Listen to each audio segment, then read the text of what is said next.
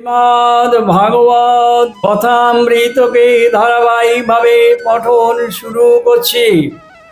আজকের শ্রীমদ্ ভাগবতের প্রথম স্কন্দের সপ্তম অধ্যায়। আজকে আমরা শ্রীমদ্ ভাগবতের কথামৃতের ধারাবাহিকভাবে পঠন শুরু করছি। আজকের পঠন বস্তু হচ্ছে শ্রীমদ্ ভাগবতের প্রথম স্কন্দের সপ্তম অধ্যায়, যেখানে অশ্বত্থামা কর্তৃক দ্রৌপদীর পুত্রদের নিধন এবং অর্জুন কর্তৃক অশ্বত্থামার দণ্ডদান।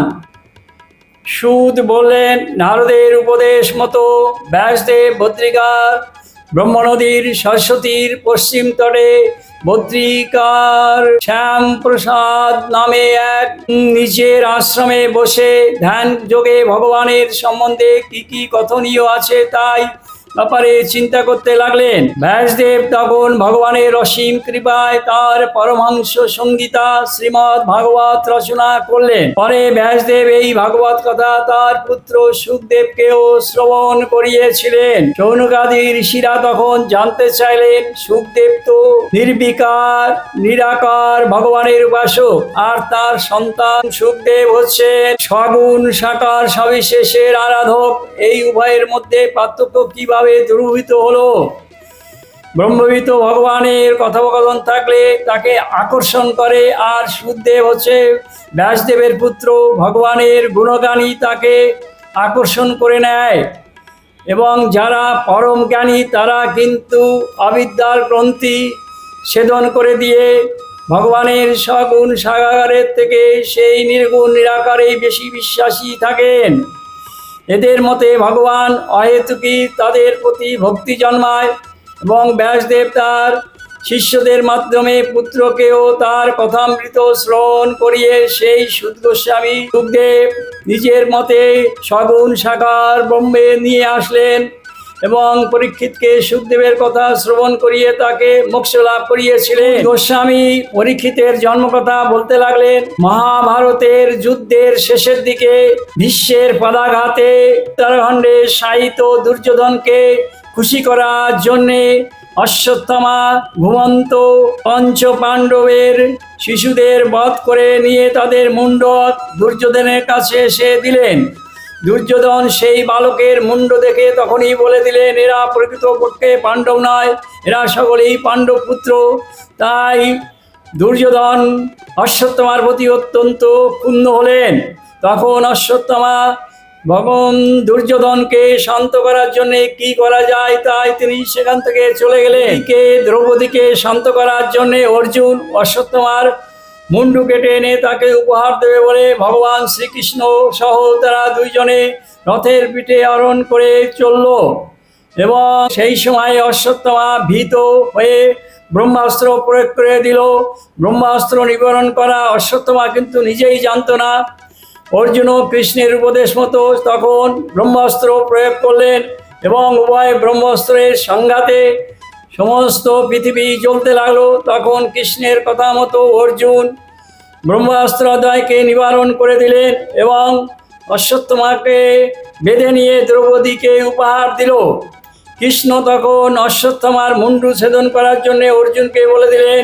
তখনই দ্রৌপদী গুরুপুত্রের নিধন পবিত্র নয় বলে অর্জুনকে বলে দিলেন। তখন অর্জুন অশ্বত্থামার মস্তকে কেশ ছেদন করে দিলেন এবং কপালে রাখা তার মণিকে নির্গত করে বের করে দিলেন, যার ফলে সেই মণি হরণের ফলে অশ্বত্থামা আজও জীবিত এবং অন্ধের মতো জগতে ঘুরে বেড়াচ্ছে।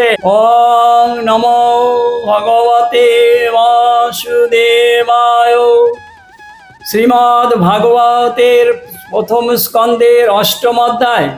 সেখানকার বিষয়বস্তু হলো ভগবান শ্রীকৃষ্ণ কর্তৃক উত্তরার গর্ভের পরীক্ষিতকে রক্ষা এবং কুন্তি কর্তৃক কৃষ্ণের স্তব এবং যুধিষ্ঠিরেরও শোকতাপ নিবারণ। শ্রীকৃষ্ণ ধৃতরাষ্ট্র সহ পঞ্চপাণ্ডবদের যুদ্ধক্ষেত্রে নিহতদের সদ্গতি প্রাপ্তির উদ্দেশ্যে গঙ্গার তটে গঙ্গা জল দিয়ে তর্পণ করিয়ে দিলেন, যার ফলে সমস্ত মৃত ব্যক্তি শান্তি লাভ করল। এবং সংসারের এটাই হচ্ছে সংসারের সমস্ত জীবের কালের অধীন এবং মৃত্যুর হাত থেকে কারুর কখনো রক্ষার বা পরিত্রাণের উপায় নেই। কিন্তু এই তপ এবং গঙ্গাতরে গঙ্গা জল দিয়ে তর্পণ করলে মানুষের সমস্ত মুক্তির পথ খুঁজে পায়। এরপরে ভগবান সাত্বিকী এবং উদ্ধবকে নিয়ে সমস্ত কর্ম সমাধান করে রথে উঠে দ্বারকার দিকে রওনা দেওয়ার প্রথম শুরু করলে তখনই সেই সময়ে বিমলা উত্তরা ক্রন্দন করতে করতে কৃষ্ণকে বললেন, আপনি আমাকে রক্ষা করুন।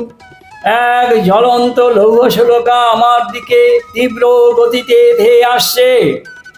অন্তর্যামী ভগবান তখন সবই বুঝতে পারলেন যে কুরুবংশ ধ্বংস করার জন্য এই অশ্বত্থমা এই পঞ্চবাণ নিক্ষেপ করেছে এবং লৌহশোলকা দিয়ে সবাইকে বিধ্বংস করার ব্যবস্থা করেছে এবং এটাই উত্তরার গর্ভ নষ্ট করার জন্য তার দিকেই এগিয়ে যাচ্ছে এবং সেই জন্যই প্রয়োগ করা আছে। পাণ্ডব এবং অর্জুন সকলকেই ভগবান বলে দিলেন, তোমরা চিন্তা করো না, আমি যেভাবে হোক যার ব্যবস্থা করছি। অবশেষে ভগবান যোগেশ্বর সব অচিন্ত শক্তির প্রভাবে সুদর্শন চক্র দ্বারা সেই অগ্নিশলাকে ভস্মীভূত করে দিয়ে সকলকে রক্ষা করলেন এবং উত্তরার গর্ভস্থ বাচ্চাকে রক্ষা করার জন্যে উত্তরার গর্ভকে মায়া কবচ পরিয়ে দিয়ে দিলেন এবং নিজে মাত্র 10 আঙ্গুলি বালক সেজে সেই গর্ভস্থ প্রবেশ করে উত্তরার গর্ভস্থকে রক্ষা করতে লাগলেন। জন্মের পর পরীক্ষিত সকলের মধ্যে খুঁজে খুঁজে সেই প্রহরীকে খুঁজে বেড়াতে লাগলো যে তার গর্ভাবস্থাতেই তাকে প্রহরা দিয়ে রেখেছিল, যার জন্যে পরীক্ষিতের নাম হয়েছিল পরীক্ষিত।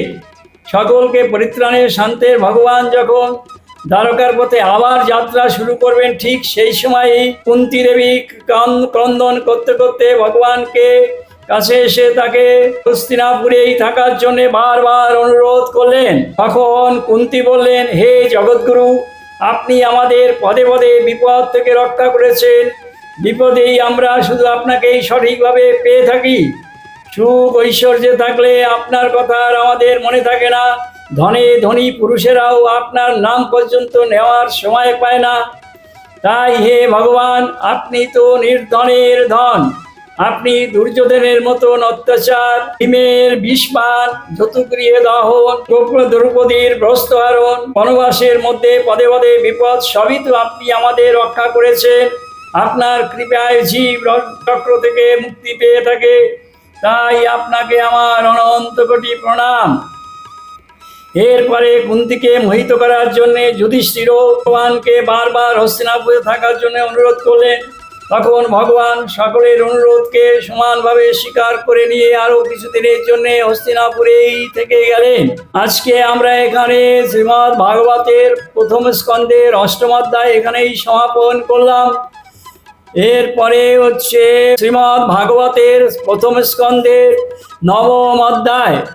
এই অধ্যায়ের বিষয়বস্তু হলো ঈশ্বর নিকট যুধিষ্ঠিরের গমন এবং শ্রীকৃষ্ণ ভগবানের স্মরণ করতে করতে বিশ্ব দেহ ছাড়লেন। এটা হচ্ছে এই বিষয়ে নবম স্কন্ধের 9ম অধ্যায়ের বিষয়বস্তু। প্রজাদ্রোহী ভীত রাজা যুধিষ্ঠির রাজধর্মাদি বিশেষভাবে জানবার জন্যে ভগবান শ্রীকৃষ্ণের কাছে সসম্মানে সমস্ত কুরুদের আত্মীয় স্বজনদের নিয়ে কুরুক্ষেত্রের শয্যায় শায়িত পিতা বিশ্বের কাছে উপস্থিত হলেন। ভরত কুলতিলক ভীষ্মকে দেখার জন্য ব্রহ্মর্ষি, মহর্ষি, দেবর্ষি, রাজর্ষি সহ নারদ, ব্যাসদেব, ভরদ্বাজ, পরশুরাম, বশিষ্ঠমণি, অসিত, গৌতম, অত্রি, বিশ্বামিত্র, সুখদেব, কাশ্যপ, বৃহস্পতি সহ সকল মুনিগণ সেখানে এসে উপস্থিত হলেন। ভীষ্ম পিতামহ ভগবান শ্রীকৃষ্ণের প্রভাব জানতেন। শ্রী জগদীশ্বর ভগবান লীলাস্থলে মানব দেহ ধারণ করেছেন মাত্র, তাই তার স্বরূপগত ভগবানকে হৃদয় থেকে অন্তরের বাইরে পূজা অর্চনা করে নিলেন। প্রথমে ভীষ্মদেব দেশ কাল পরিস্থিতি বুঝে কোথায় কি করণীয় তা যুধিষ্ঠিরকেও বিভিন্নভাবে ব্যাখ্যা করে বুঝিয়ে বললেন।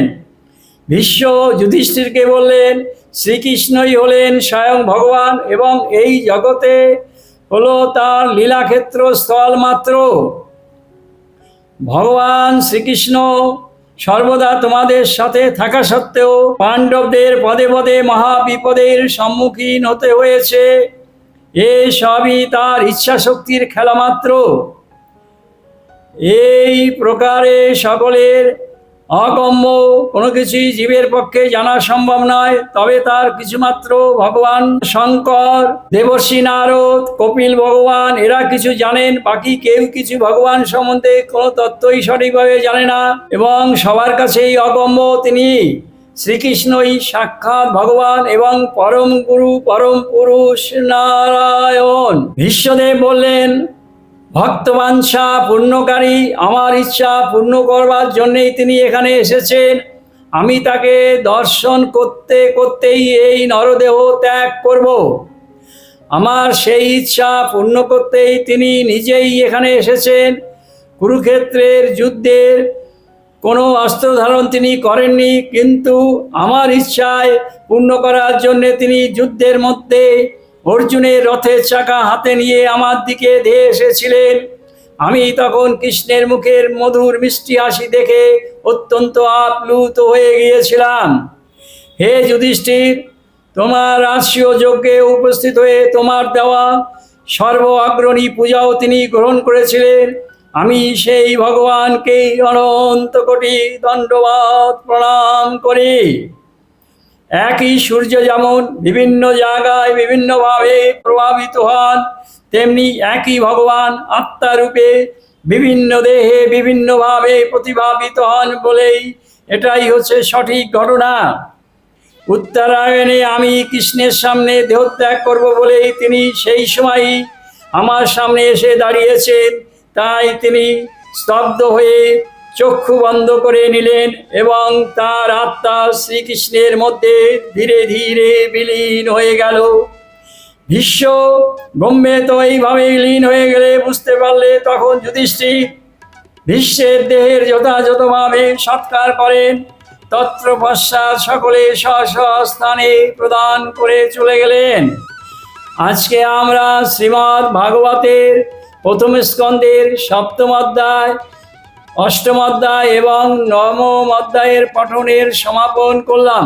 সমস্ত ভক্তবৃন্দকে অনুমতি নিয়েই আজকের ভগবত পঠন এখানেই সমাপন করছি।